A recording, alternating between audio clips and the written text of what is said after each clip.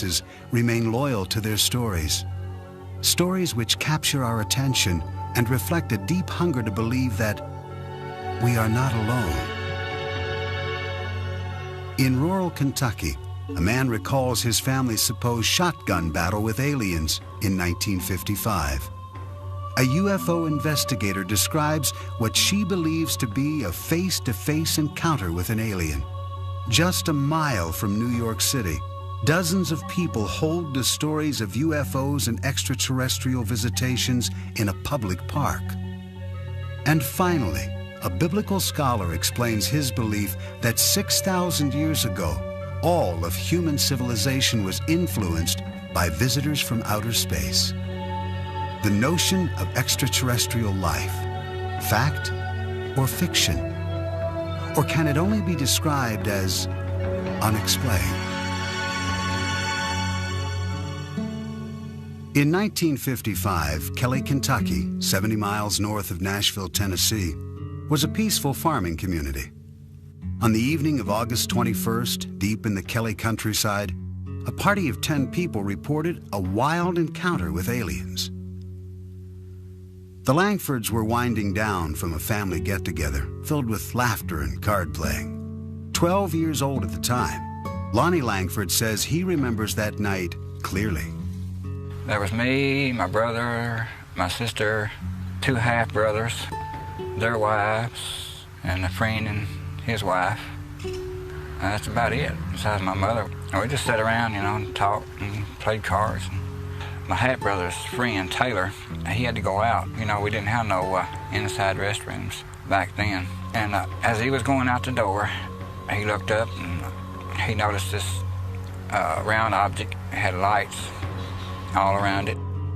The Langfords' guest raced inside to tell the others what he had seen. They all thought he was joking. The card playing went on, uninterrupted. Finally, everyone turned in for the night, everyone except Lonnie's mother. She was just laying there awake with her eyes open and looking out the living room window, and saw this this object standing there. She screamed, you know. Everyone jumped out of bed, and Lonnie's brothers grabbed their shotguns.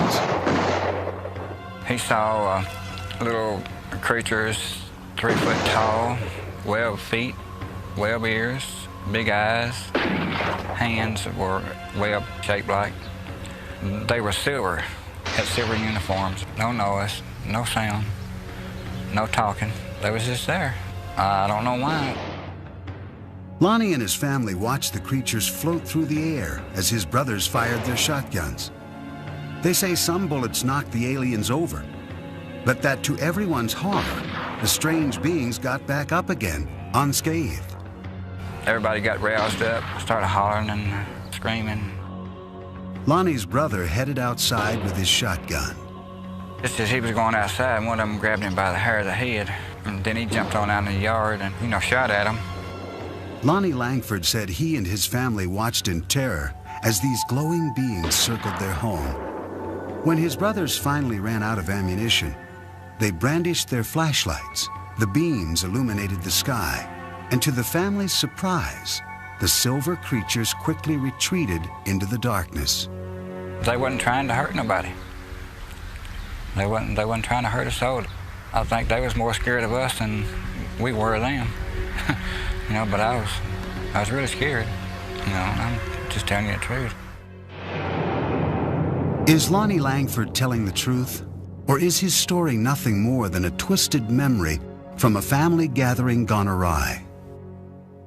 What we do know is that on the same evening, other residents in the area had reported what they believed to be meteor sightings, accompanied by a strange, machine-like hum.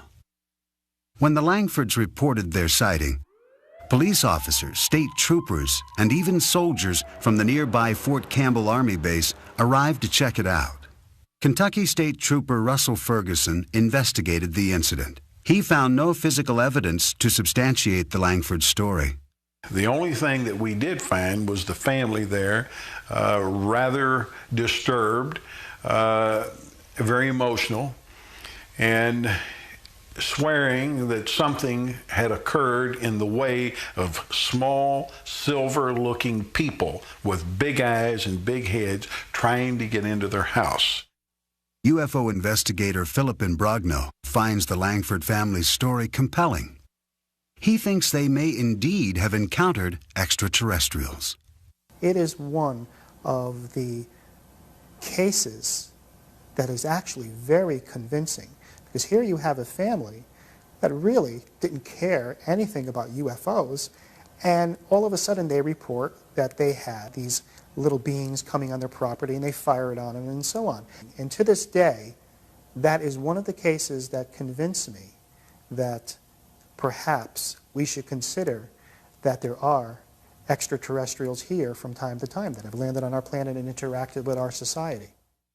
During the time of the Langford sighting in the mid-50s, Americans of all walks of life were enthralled with space-age images. And a new wave of science fiction movies was coming out of Hollywood, many of which were based on the growing anxieties surrounding the Cold War.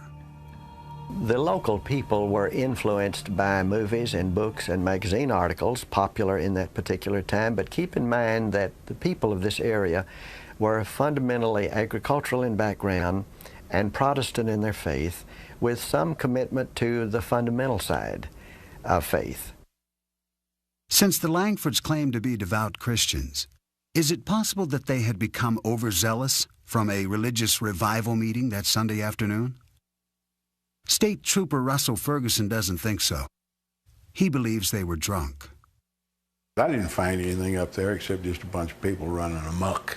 They had one specific emotion, and that's from, I think, a pretty wild day. Oh, there was no alcohol there. No alcohol at all, because my mom, she was real Christian and she wouldn't allow it in the house. My brothers did drink, you know, but they didn't have anything around the house. There wasn't no alcohol around the house that night. Another explanation for what took place that night involves a traveling circus which happened to be passing through town. I went to our newspaper files and found the showing of the Shrine Circus here at our fairgrounds for 3 nights, Thursday, Friday, and Saturday, prior to this activity at Kelly. It's certainly possible that monkeys were in that traveling troupe of the Shrine Circus, and it is possible that some of them could have escaped. Some people said it was monkeys from a circus. I didn't know that there was a circus at the time, and neither did my family. There ain't no silver monkeys. How can a monkey be silver?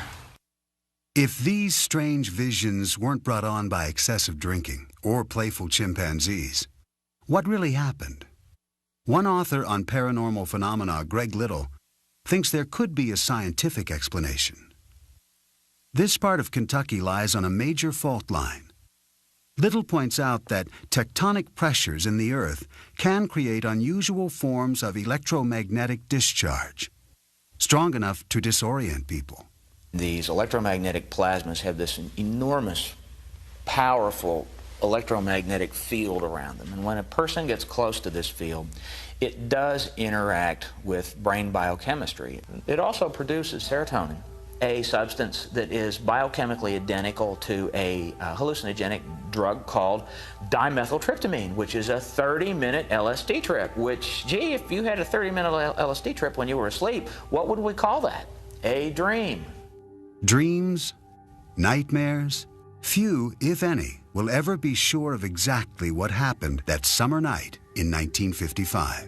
I have no idea why the aliens visit me. Maybe they're just passing over and something and got curious and wanted to come down. I don't have no idea. Why do you think God put all those other planets out there and all those moons and all those other suns and just left this one with life on it? All the rest of them out there is without life now.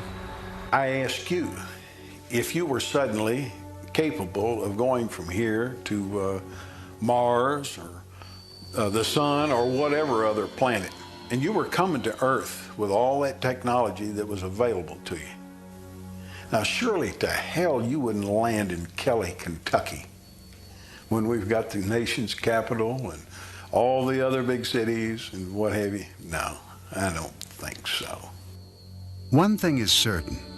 Lonnie Langford and his family did not go out seeking extraterrestrials that August evening, and the memory has haunted them ever since.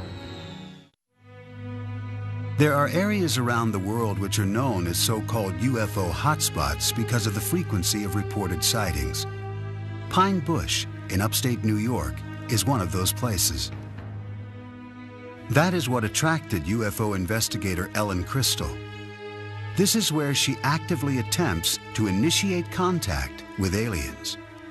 Having written a book on her experiences called Silent Invasion, she believes her 20 years of research, including over 1,000 photographs, offers evidence of the existence of extraterrestrial life. It really takes a certain mentality to do it in a cohesive way so that you come away with some research. I mean, there's people like me trying to collect research and successfully doing it and trying to have close encounters where you can use equipment and machinery that actually works and registers. Ellen first began searching for extraterrestrials in the countryside around Pine Bush during the early 1980s.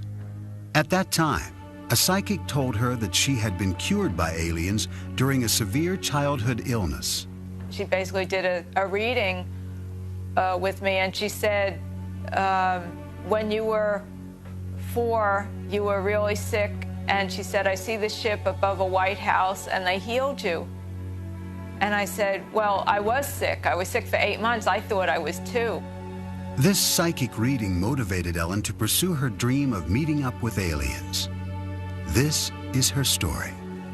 She maintains that on August 7th, 1980, she had a close encounter which satisfied her curiosity, perhaps more fully than she had expected. My own stipulation was that I would not walk in a new field that I hadn't walked in already. So I had gone up to actually the first site, which is right up here, about half a mile, and I was standing in the field, and I was turning around, just watching some nebulous lights. I saw a huge bright light go down in the trees right across the street from me. And I wasn't sure what I wanted to do. I kind of thought they were daring me. Ellen took the challenge. She drove from field to field, contemplating her next move. Gathering up her courage, she went back to the spot where she had first seen the mysterious lights. She says that as she aimed her flashlight up into the trees, she saw something that looked like a moth. But when she moved the light down, she saw legs. Legs that appeared to run in place. But the thing ran across the clearing when it could have ducked into any bush. This was the other thing that puzzled me. It ran across the clearing, came to the edge of the clearing, stopped and stared at me. The alien in Pine Bush was about 3.5 feet tall. No discernible clothing, beige, very pale beige looking, very thin, large head, no hair, very big yellow eyes that wrapped around to the side, and the eyes were what caught in my flashlight. Ellen was bewildered by an overwhelming power, which she sensed radiating from the creature. I mean, they look, if you just look at somebody that size, you think nothing, like a child. But then you get this awesome feeling of power. And at that point, I probably decided to take off. That was probably one of the deciding factors. Frightened and exhausted, she drove to a deserted parking lot to rest and collect her thoughts. I just couldn't deal with all the emotion. I was so paralyzed with fear, and I remember my chest like going up and down. I mean, I was totally panic-stricken. I started to sweat. Ellen Crystal kept a journal of this and other experiences that she included in her book. As part of her research, she has developed elaborate theories, all her own, about why these aliens have come to Earth. I think that the aliens have a problem. I think they have a really terminal physical problem. I think the only reason that aliens would be coming here on such a massive level would be if they have a terminal physical problem. and that essentially equates to reproduction, that they may be a race on the edge of extinction.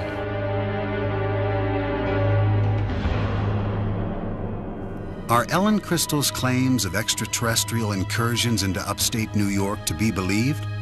Or is she subscribing to a type of modern-day mythology? Professor of Sociology at Northwestern University, Bernard Beck, thinks this is the case. There are some people who are saying when the extraterrestrials come, they are so smart and so accomplished, just by virtue of the fact that they got here, that they'll bring with them all sorts of things to make our lives better. They'll take care of us. And like anything that is created by ordinary people in their masses, through culture, through talking over back fences and talking over lunch and talking over a beer at a bar, it creates a culture, expectations, and a sense of the way these things are supposed to go. According to fellow UFO investigator Philip Imbrogno, Ellen's expectations are so intense that, combined with her apparent fascination with science fiction, her objectivity is severely compromised. I believe that Ellen Crystal is very sincere about what she's doing.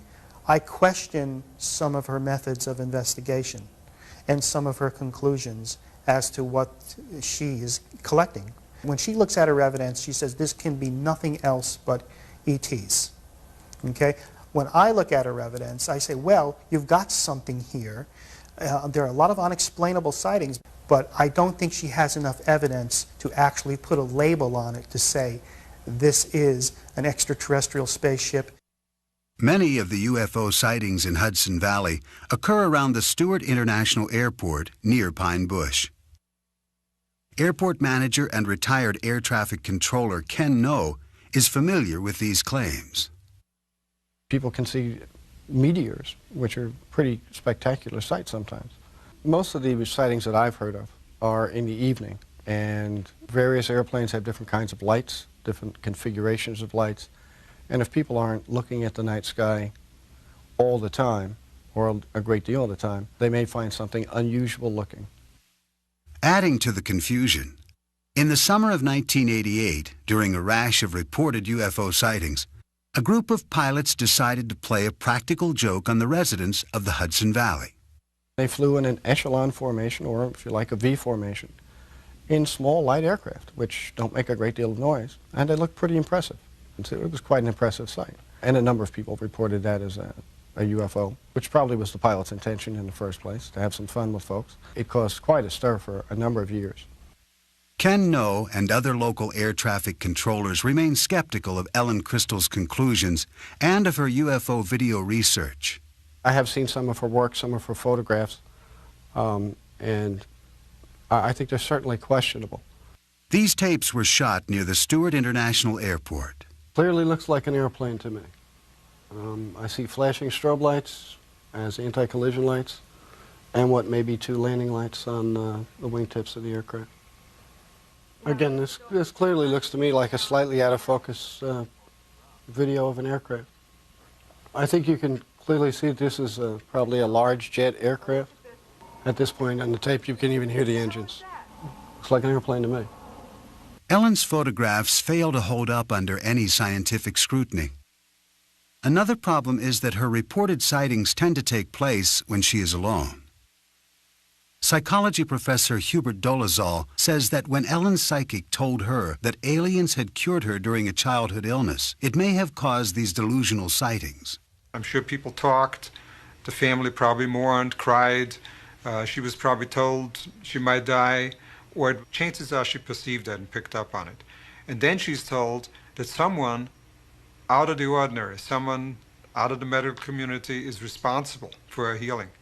Perhaps the most important event in her life. She has life. Psychologically, I liken this with someone who finds out somewhat late in life that he or she was adopted, and the terrific human need to make contact. Many UFO sightings are easily explained. Yet when more than one person claims to see the same object at the same time from different vantage points, the reports become harder to dismiss. Hudson County, New Jersey, the town of North Bergen, a middle-class suburb across the river from New York City. Its residents are hard-working, educated professionals who tend to be realists.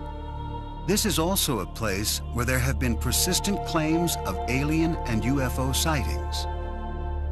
George Obarski owned a Manhattan liquor store and drove the same route back to his home in North Bergen, New Jersey, every night for decades. At 3 a.m. on the morning of January 12, 1975, as he was driving through the local park, his radio reception suddenly became distorted. He related the subsequent events to UFO investigator Bud Hopkins, who recorded his story with a portable tape recorder.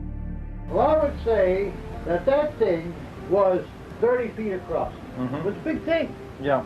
And it seemed to be, I would say, maybe 6 feet high. You know, like a pancake.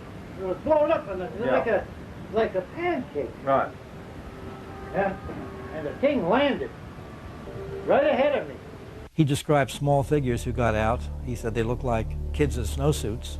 And they were each one carrying a kind of a squarish receptacle and a long spoon-like shovel. They dug soil samples extremely quickly, spooning up the dirt, put it in the little satchels, and got back in the craft. He said they moved incredibly fast, like kids coming down a fire escape. And the thing took off. He was absolutely terrified, stunned. He didn't know what he was seeing. Even after George Obarski made it home, he was still shaken, terrorized by what he had encountered. I was scared to death. Yeah. You know, I was sweating, and I immediately made some tea. Boy, after that, I turned on this radio and took 2 aspirins. Hey, you know, I was scared. Right. Man, this either I'm going crazy or there's something awful wrong with me. George Obarski died in 1990. His son, Frank, remembers his father's story well. What he described was a big saucer-like object, which, for want of any better explanation, you'd have to call a UFO, unidentified flying object, that came down, was sort of disc-like on the bottom, had very strange lighting, sort of glowed. The clincher was, after it landed, my father described himself as being basically frozen, almost in fear. And this is a guy who'd been robbed a lot in the liquor store in New York and knew what fear was like and had coped with it a lot. But he said he was genuinely frightened of this thing. Bud Hopkins tried to corroborate George Obarski's story with other witnesses, including a doorman who worked at the Stonehenge apartment building across the street from the park. I realized it was a big apartment building there, so I spent weeks trying to locate the doorman. I called him, and I remember the adrenaline rushing when this man said, "I will never forget it, this flying saucer came down and landed in the park," and I watched the thing come down. Then he started describing what it looked like, and it was an identical description to George. After writing about Obarski's story in the Village Voice newspaper, Bud Hopkins kept looking for other possible witnesses. One family came to light afterwards. They were living about 5 blocks away, seeing this object coming down the street, maybe 40 feet up, slanted, and they described it as if it was looking in their windows. And even though the woman in the family was ill, she ran outside in her nightgown, bare feet, and the father and the children ran out, and they followed this thing down the street. A North Bergen school teacher, Ann Karlovich, says she listened skeptically as her daughters described the telltale evidence in the park on the day after the alleged incident. Back in 1975, we had heard about this incident that there was a flying saucer in the park. So my daughter and her friends went down to the park to see what was going on, and they all kept running back saying they saw rings and burn marks in the grass in the field down near the softball field. And they told me the whole story about broken windows, that the Stonehenge had a large glass facade and it was broken by a beam of light that hit it. The kids were awfully excited about it. Frank Obarski also went to the site with his father. He knew him as a practical man, so it was difficult for him to understand why his dad held to such a seemingly irrational story. He didn't show much interest in things that couldn't be proved or disproved, or that didn't apply to everyday life. And this was one of those categories that he felt didn't apply to everyday life. So I had a lot of trouble reconciling my knowledge of my father with this story he was telling me.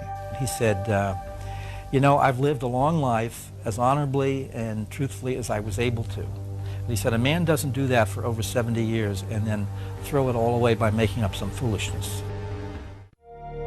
Since the alleged sighting made famous by George Obarski in 1975, residents of North Bergen, New Jersey have reported seeing dozens of UFOs on a number of different occasions.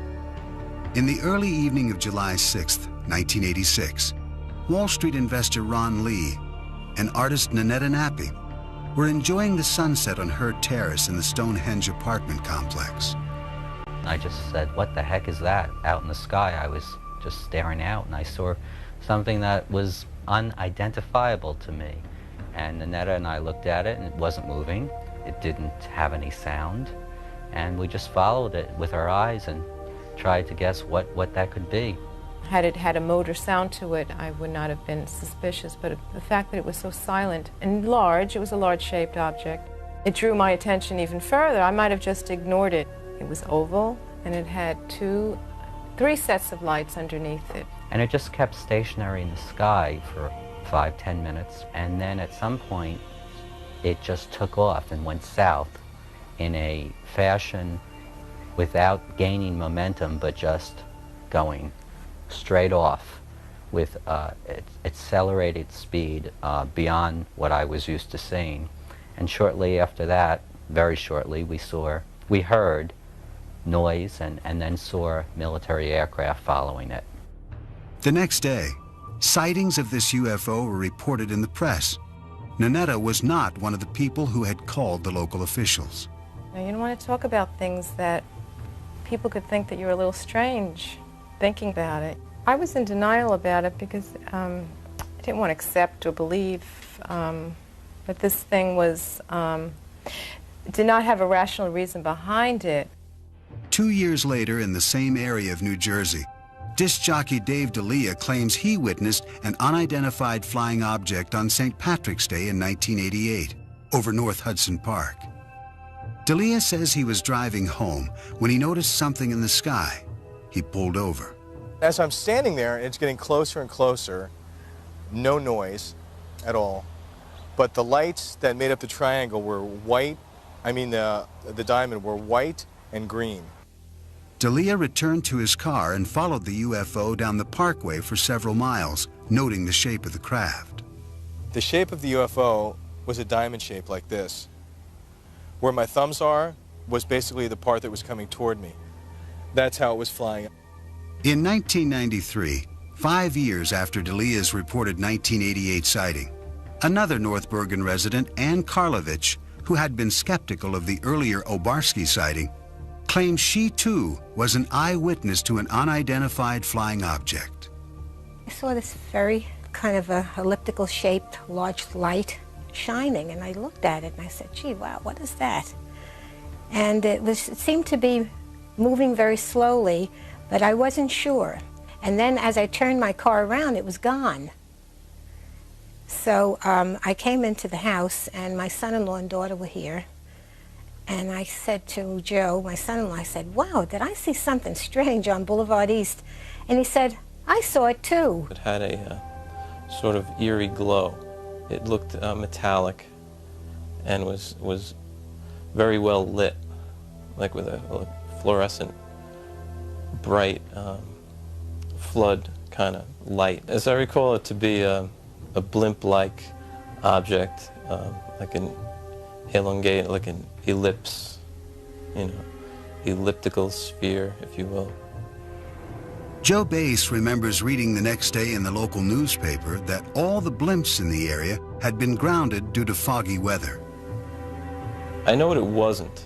I know that it wasn't some sort of lights on the clouds or a meteor or anything like that. I suspect it was either some kind of government aircraft, some Air Force kind of aircraft that they don't let on that they have aircraft of this type. It wasn't a plane, it wasn't a helicopter, it was like a blimp type object. It is quite clear that people in this area believe they are seeing UFOs. But are they alien spacecraft? Since World War II, reports of UFO sightings have grown to merit a system of classification, a way to categorize people's claims. This method was developed by an astronomy professor at Northwestern University, J. Allen Hynek. It was he who coined the phrase close encounter of the third kind to describe human contact with an alien. Philip Imbrogno collaborated with Hynek on his final book in 1987. They collected accounts of East Coast sightings, which Imbrogno says number into the thousands. As I began to investigate more cases, I began to realize that I was just touching the tip of the iceberg. Actually, in a period of 5 years, there were 7,000 sightings. Now, they were made by people who are pillars in the community. Police officers, pilots, lawyers, educators, scientists, executives for major corporations, all saw an object that they considered to be larger than a football field flying overhead. Psychologist Hubert Dolezal maintains that UFO believers are mistaken in what they think they are seeing. What we're looking at is a perceptual phenomenon where the background information is either dark conditions or dusk conditions, and where there's very little visual structure against which the object appears. Add to that the question of, does this person have myopia, nearsightedness, and astigmatism, suffers from any other kind of visual defect? And now you're looking at the question of not only unidentified moving objects, but unidentified stationary objects. I know what I saw. That's the only thing I can say. I know I saw something that didn't look like anything else I had seen before. Syndicated columnist Sally Deering grew up in the North Bergen area. She's heard dozens of the local UFO stories, and she thinks any belief in aliens and UFOs is ridiculous. They jump to UFO, and I think they jump to that too quickly. There's a lot of ways you could explain a lot of these things that we see, and I think that people just want to believe, they'll go from A to alien before they'll go to A to B. And I remember back in the early 70s how we would read books, Robert Heinlein's Stranger in a Strange Land, Kurt Vonnegut's books, and we would accept science fiction as some kind of metaphor for what we were living in at the time. This sort of feeling of being outcast in a society. Are alienated people confusing science fiction with reality? According to Professor Dolezal, those who claim to see aliens and UFOs may be experiencing a psychological need to be a part of a trend, something bigger than themselves, thus latching on to observations which have little or no supporting evidence. What I do believe is going on, it's the proverbial bandwagon effect, that it's popular to be included and to be part of this. It is becoming more and more accepted. The onus of you're nuts, or there's something wrong with your brain, or you're a liar has been vastly decreased. I think people are more open to the possibility. I believe every human being wants to be part of something that is special, that is important, that is exciting. Certainly with the advent of human beings becoming more sophisticated in terms of space travel, our own yearnings to be in space and to populate other planets, I think all of that has fueled, and reasonably so, this entire belief system and movement. Although skeptics like Professor Dolezal give compelling reasons why people think they see things which are not really there, believers remain irritated by the general skepticism they encounter. Frank Obarski is still perplexed by his father's alleged experience. It really bothered him that people thought he was lying about this. And that's the thing that I find the most compelling about this whole story, and the thing that I have the most trouble with. I suppose it is frightening because it's the unknown. Things that are not really part of the known are frightening. It just came and went, and I could be wrong, but I think that was really a once-in-a-lifetime event where I saw something that's unexplained. Approximately 6,000 years ago, in southern Mesopotamia, a people known as the Sumerians developed an advanced society. As with the ancient Egyptians, many aspects of Sumerian culture remain cloaked in mystery. Zecharia Sitchin is a biblical scholar and expert on ancient civilizations. He believes that extraterrestrials called the Anunnaki visited this planet and influenced the Sumerian culture, a culture which attained heights that have not been matched until modern times. They had incredible knowledge of the heavens, of astronomy, of mathematics. They had high-rise buildings. They were the first to introduce the wheel. They had art, they had music, they had dance, they had laws, they had courts, they had judges, they had kings. Everything that we consider essential to a high civilization appeared there almost overnight 6,000 years ago. Sitchin bases his beliefs about the extraterrestrial influence on the Sumerian myths, which were written on ancient tablets. He contends that these myths describe actual experiences with the extraterrestrials known as the Anunnaki. The following text describes an assignment given to the ancient astronauts. Some were told to orbit and guard the Earth, while others were sent down to settle. Assigned to Anu, to heed his instructions. 300 in the heavens he stationed as a guard, the ways of earth to define from the heaven and on earth. 600 he made reside. After he all their instructions had ordered to the Anunnaki of heaven and of earth, he allotted their assignments.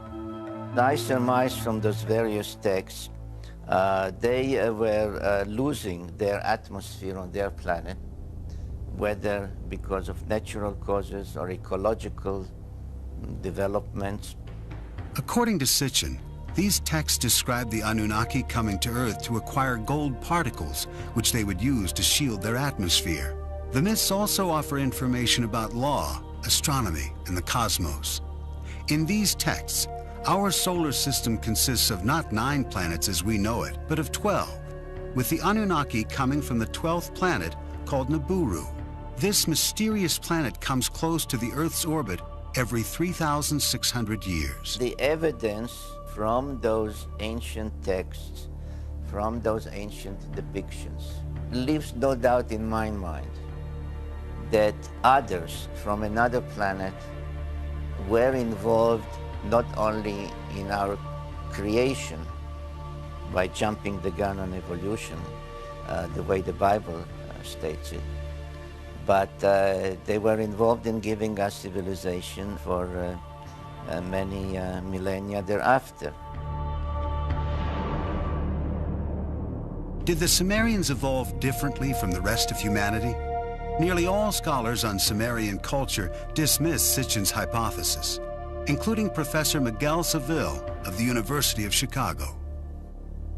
In my experience, there is nothing in the evolution of the culture in southern Mesopotamia that cannot be explained by the normal evolution of culture in general. Professor Seville maintains that the Sumerian mythological texts are nothing more or less than what they appear to be, myths. He doubts Sitchin's ability to accurately translate these texts. The author mixes languages and explains one form of a language by another, and sometimes he seems almost incapable of recognizing whether a word is Sumerian, Akkadian, or Hebrew. Not only do scholars of cultural anthropology like Professor Seville differ with Sitchin's 12th planet theory, there are astronomers who argue against its very premise. I don't think that such a planet would be able to elude our detection for any real length of time, given what we are able to do now, as far as telescopic observations and gravitational studies and so forth. As far as traveling here, I personally don't see any reason why our particular star system would be any more interesting than any other.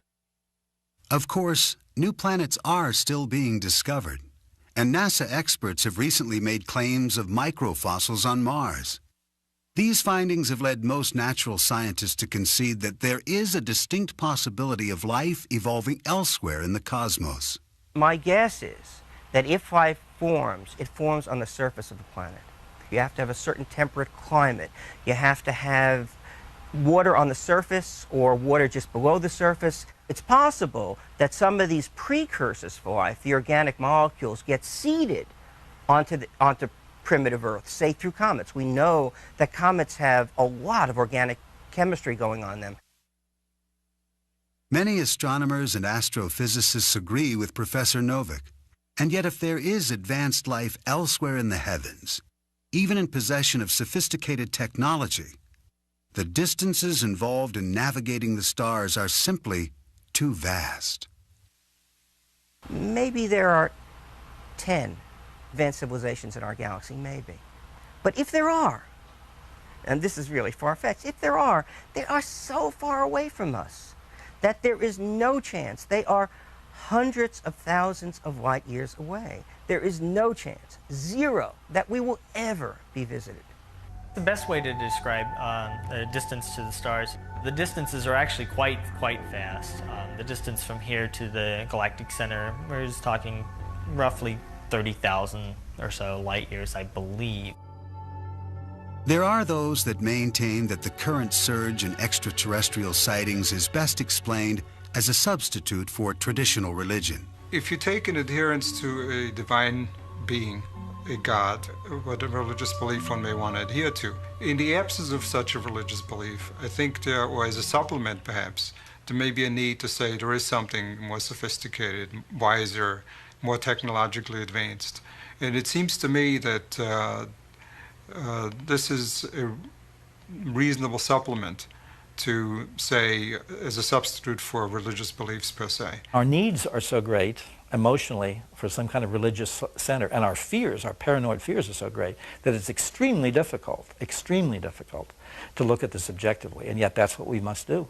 Every era has had its extraterrestrials, except we now have a language that allows them to be extraterrestrial beings, instead of previous eras when they were just strange beings. If all the skeptical scientists in the world would put their heads together just for 1 year and do an in-depth study of this phenomena to find out whether or not UFOs are extraterrestrial in nature, maybe we could come up with some answers instead of being criticized all the time as to whether or not this is a true science.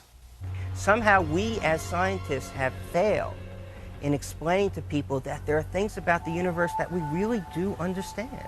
We don't know everything, but we know a lot. And there are things that we can just rule out. And people just don't buy this. And I find that very sad, that the culture of modern science has not really sunk in the culture of our nation. Bud Hopkins believes that if modern science would not completely rule out UFO claims, if they would just investigate a fraction of these sightings, they would indeed reach a larger audience.